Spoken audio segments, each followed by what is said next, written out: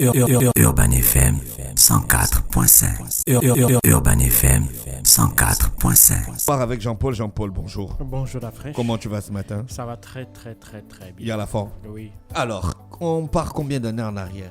Bon, aujourd'hui on va faire quelque chose d'assez particulier parce qu'il y a eu un événement qui s'est produit hier. C'est-à-dire que on va déjà revenir sur un événement en réalité qui s'est produit il y a plus de 50 ans. Le 21 février 1965, on assassinait Malcolm X. Malcolm X était assassiné dans une salle de spectacle de Harlem qui s'appelle l'Audubon Ballroom. Il faut savoir que quelques mois auparavant, Malcolm X, de son vrai nom Malcolm Little, avant qu'il ne se convertisse à la religion, à l'islam, avait quitté avec fracas Nation of Islam, une importante organisation politico-religieuse dont il avait participé à en faire une véritable organisation de premier plan, notamment dans la lutte des droits pour les Noirs aux États-Unis. Et cela ne faisait l'ombre d'aucun doute de l'animosité qu'il y avait entre Malcolm X et Elijah Muhammad, qui était le père fondateur de ce mouvement politico-religieux. Et le fond en fait de la discorde entre les deux hommes, c'était que d'une part, Malcolm X reprochait à son père spirituel, entre guillemets, le fait que, évidemment, il avait laissé s'installer une forme de déliquescence à l'intérieur de ce mouvement. Ce mouvement était devenu non plus un mouvement de lutte pour les droits civiques, un mouvement d'émancipation des Noirs, mais c'était plutôt devenu une machine à cash dans laquelle, évidemment, la famille d'Elijah Muhammad s'en mettait plein les poches. Et donc, il avait décidé de quitter avec fracas parce que c'était quelqu'un qui avait une probité morale irréprochable. Et puis, on sait aussi que Malcolm X était sous le collimateur notamment de la police fédérale, le FBI, et du gouvernement, évidemment, qui lui reprochait ses positions politiques. Les positions politiques de Malcolm X étaient... il faut savoir qu'à l'époque, on est dans les années 60, on est en pleine ségrégation au sud des États-Unis, et même dans les États où il n'y a pas de ségrégation, les Noirs quand même continuent de subir d'énormes injustices. Et donc, il y a deux discours en général que l'on oppose, même si le fond, l'objectif est le même, c'est d'obtenir le fait que les Noirs aient les mêmes droits politiques et les mêmes droits constitutionnels que les Blancs. Il y a un discours qui est celui de Martin Luther King, qui est beaucoup plus un discours de non-violence, qui prône beaucoup plus la fraternité, qui prône beaucoup plus le dialogue avec les autres groupes raciaux aux États-Unis. Par contre, notamment avec les Blancs, qui sont le groupe majoritaire et qui sont le groupe racial dominant aux États-Unis. Par contre, dans le message de Malcolm X, et c'est ce qu'il a reproché à Martin Luther King, c'est-à-dire que Malcolm X, lui, il a un langage beaucoup plus brutal, beaucoup plus brut, et il prône beaucoup plus le fait que les Noirs n'ont rien à demander aux Blancs, les Noirs ne doivent absolument rien aux Blancs, et donc, par conséquent, les Noirs n'ont pas besoin des Blancs pour savoir qui ils sont et pour savoir de quoi ils sont capables. Et il va même défendre la position des Nation of Islam qui est, puisque les Blancs ne veulent pas que les Noirs vivent avec eux, les Noirs n'ont qu'à créer leur propre État au sein des États-Unis. Et ça a été même l'un des rêves des fondateurs, Elijah Muhammad, qui l'avait même demandé. Mais on sait qu'évidemment, c'est quelque chose de concrètement utopique. Mais sur le plan politique, c'est un message qui est fort. Et donc, lorsque Malcolm X va rentrer dans ce mouvement-là, il rentre alors qu'il était en prison, il avait 19 ans en 1952.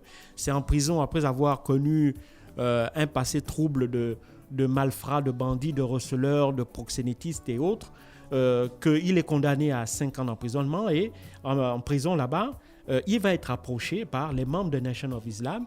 Et ça aussi, c'est une autre particularité, c'est-à-dire que le discours d'Elijah Muhammad s'adressait particulièrement aux gens qui étaient dans la communauté noire, qui étaient les plus repoussés. Aussi bien que si vous voulez, les groupes de la NAACP, donc dans le mouvement des droits civiques avec Martin Luther King, il y avait plutôt le côté, la communauté noire embourgeoisée, entre guillemets, qui était là-bas. Mais chez les Nation of Islam, ils s'intéressaient particulièrement et ils en avaient fait leur terreau, c'est-à-dire que vous qui êtes abandonnés, y compris au sein de votre communauté, donc vous avez la double peine. La première peine, c'est d'être noir. La deuxième peine, c'est d'être en prison, d'être privé de vos droits constitutionnels. Et donc, vous avez la possibilité de vous en sortir, non pas en adorant un Dieu qui est juif, parce que les Nation of Islam reprochent aux Noirs qui sont chrétiens d'adorer le Dieu juif, le même Dieu qui est le Dieu de l'oppresseur blanc. Et donc, il leur dit, vous avez un salut qui est possible et ça passe par la conversion à l'islam. Et donc, c'est ce message-là qui va évidemment permettre à Malcolm X de recruter, d'abord lui-même de rentrer dans le mouvement parce que c'est un message qui va le toucher et il va relayer abondamment ce message-là et il va être notamment l'un des créateurs de la mosquée numéro 25 à Harlem et c'est rapidement devenu l'une des mosquées les plus importantes de Nation of Islam. À côté, évidemment, lorsqu'il va rencontrer le fondateur Elijah Muhammad en 1955, Elijah Muhammad va rapidement le prendre sous son aile et même en faire une espèce de fils spirituel. Et donc, durant 10 années, tout va marcher pour le mieux entre les deux hommes, mais dans l'entourage d'Elijah Muhammad, évidemment, il voit très mal l'arrivée de Malcolm X parce que c'est quelqu'un qui prend de plus en plus de place sur le plan médiatique et donc c'est lui qui draine les foules, c'est grâce à lui que l'argent rentre parce que Malcolm X va aider Elijah Muhammad à travers Nation of Islam à développer toute une industrie afro-américaine. Et donc, cette industrie-là, Malcolm X travaillait pour son développement en espérant que celle-ci devait d'abord être faite pour les Noirs pour leur permettre de sortir de la pauvreté. Et malheureusement, il n'en était pas le cas. C'était beaucoup plus une machine à cash pour Elijah Muhammad et ses proches. Et donc, à partir de là, il va y avoir des tensions et une séparation. Maintenant, Malcolm X avait décidé de lancer son mouvement et il avait commencé donc une tournée et c'est comme ça qu'il s'était retrouvé le 21 février 1965 à New York. Mais depuis plusieurs semaines, Elijah Muhammad et sa famille recevaient régulièrement des menaces de mort. 2 jours auparavant, une grenade avait été jetée dans son domicile à Atlanta. Et donc, il se savait en danger. Et qu'est-ce qui s'est passé? Donc, le 21 février, lorsqu'il il présente son discours, notamment à l'Audubon Ballroom, c'était pour présenter, pour parler de l'attentat que sa famille avait subi 2 jours auparavant. Et au moment où il commence son allocution, que 3 personnes dans la foule se lèvent et dégainent des armes et lui tirent dessus. Et donc, il est tué. Et donc, il faut savoir que rapidement, pas rapidement, déjà au moment de l'enquête, l'attitude de la police est étrange. Le FBI savait que Malcolm X était menacé de mort, sa vie était en danger, mais rien n'avait été mis en œuvre pour assurer sa protection.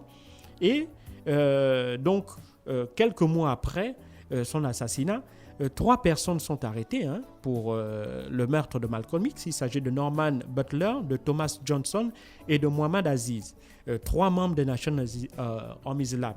Et en 1966, donc Mohamed Aziz et Khalil Islam, eux sont arrêtés et condamnés avec Thomas Sagan.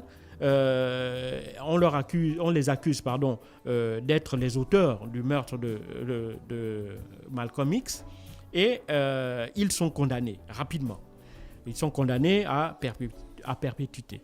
Alors, maintenant, pour ce qui concerne les 3 personnalités, maintenant, il y a Thomas Sagan qui, à partir de 1970, va commencer à se repentir en quelque sorte. Il va reconnaître ses faits. Lui, il va reconnaître les faits d'avoir participé au meurtre de Malcolm X. Mais Mohamed Aziz et Khalil Islam, eux, ont toujours clamé leur innocence. Alors, il faut savoir que Mohamed Aziz est sorti de prison en 1985 et il est aujourd'hui âgé de 83 ans. Et Khalil Islam, lui, a été libéré en 1987 et est décédé malheureusement en 2009 à l'âge de 74 ans. Alors, qu'est-ce qui s'est passé hier, précisément? Alors, Cyrus Vance, qui est le procureur de l'État de New York, a fait une annonce, c'est-à-dire qu'il a demandé la réouverture du procès pour évidemment cette fois-ci annoncer l'innocence de Mohamed Aziz et Khalil Islam. Pourquoi ? Parce qu'il faut savoir qu'en février dernier, sur la chaîne Netflix, il y a eu la diffusion d'une série documentaire qui est intitulée « Qui a tué Malcolm X ?» Et cette série documentaire va évidemment venir expliquer qu'en réalité, les deux personnes, à savoir Mohamed Aziz et Khalil Islam, n'étaient même pas dans la salle au moment où Malcolm X avait été tué. Pourquoi ? Parce que c'était des personnalités qui étaient membres de la mosquée numéro 25, dans laquelle mosquée que dirigeait Malcolm X, et que leur animosité vis-à-vis de Malcolm X était de notoriété publique. Et donc, ce jour-là, ils n'auraient pas pu le laisser entrer dans la salle dans laquelle Malcolm X s'apprêtait à faire son discours. Ou du moins, s'il serait rentré, on les aurait fouillés et rapidement, on aurait détecté, on aurait découvert qu'ils portaient des armes et on ne les aurait jamais laissés entrer dans la salle. Et donc, c'est ce que ce documentaire explique. Et ce documentaire dit que depuis le début, le FBI savait que Malcolm X était en danger. Le FBI savait que Nation of Islam allait attenter à la vie de Malcolm X. Et qu'est-ce qu'ils vont faire ? Le FBI va envoyer un policier infiltrer l'entourage de Malcolm X, notamment ses gardes du corps, pour que ceux-ci soient arrêtés 2 jours avant justement son discours à Harlem. Et le jour même, donc le 21 février 1965, donc Malcolm X en fait s'est présenté dans cette salle-là sans aucune protection autour de lui. Donc s'il avait eu cette protection-là, il est certainement sûr qu'il aurait survécu à cet attentat-là. Et donc ça c'est la chose qu'il dit. Et évidemment, il se base sur quoi ? Il se base sur le fait que un policier justement avait envoyé un courrier à la famille de Malcolm X. Dans la famille, ce policier-là avait expliqué, bien entendu, lorsqu'il avait écrit la lettre à la famille, il avait demandé à celle-ci de publier cette lettre-là après sa mort, et c'est ce que la famille a fait. Et donc, dans cette lettre, le policier qui était un noir reconnaît qu'il avait participé justement à un complot. Le policier en question s'appelle Ray Wood. Ray Wood avait donc dit que c'était un policier du FBI.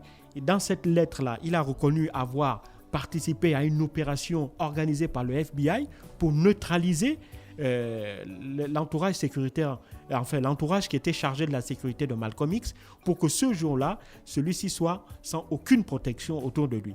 Et donc, cette lettre-là montre bien que, évidemment, la responsabilité donc du FBI, donc de l'État américain, du gouvernement américain est engagée. La responsabilité de la ville de New York est engagée parce que ni la police fédérale ni la police municipale n'étaient présentes aux alentours de la salle au moment de l'assassinat de Malcolm X, alors qu'ils savaient pertinemment que sa vie était en danger. Et donc, sur la base de cette lettre-là et sur, la base des allégations portées par le documentaire de Netflix, Cyber Vance, le procureur de l'État de New York, n'a eu d'autre choix que...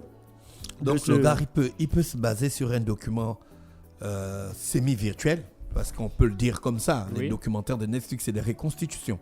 Alors, il peut se baser sur des supports semi-virtuels de fiction, entre griffes, pour atteindre, pour argumenter une décision de justice.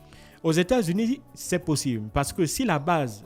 parce que quand on parle d'un documentaire... Parce que depuis un certain moment, il y a beaucoup de documentaires sur les Noirs et tout ça. Copernic aussi a fait Colin Copernic a fait son documentaire pour justifier son genou au sol lors de l'hymne national pendant un match de football, pendant le Super Bowl. Oui, évidemment, il a fait. Vois. Oui, je vois. En fait, j'ai suivi en fait le documentaire de Netflix. Et dedans, en fait, je comprends que le documentaire, il est très bien fait. Parce que l'enquête... celui qui le réalise montre qu'il est un membre de Nation of Islam, qui était un fan un supporter de Malcolm X.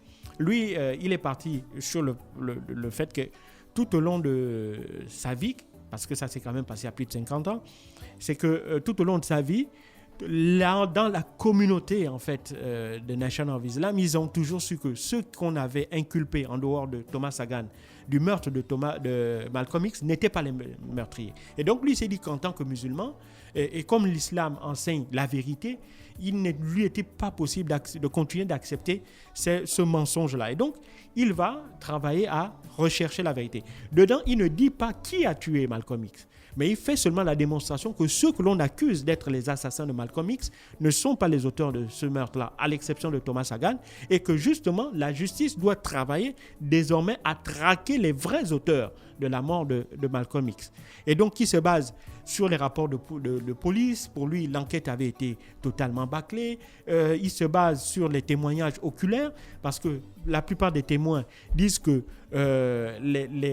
dans les 2 des 3 personnes que l'on a arrêtées n'étaient pas là, on ne les avait pas vus, parce qu'il faut savoir que l'assassinat a eu lieu en plein jour devant 400 personnes qui étaient dans la salle. Donc, les témoignages des témoins oculaires ne reconnaissent pas 2 des 3 tireurs.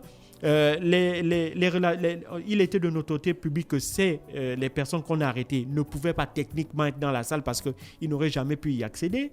Il y a le témoignage de Ray Wood, l'ancien policier, qui dit qu'il a participé à un complot visant à neutraliser la protection de Malcolm X pour que le jour où il avait fait son discours là, il soit sans aucune protection.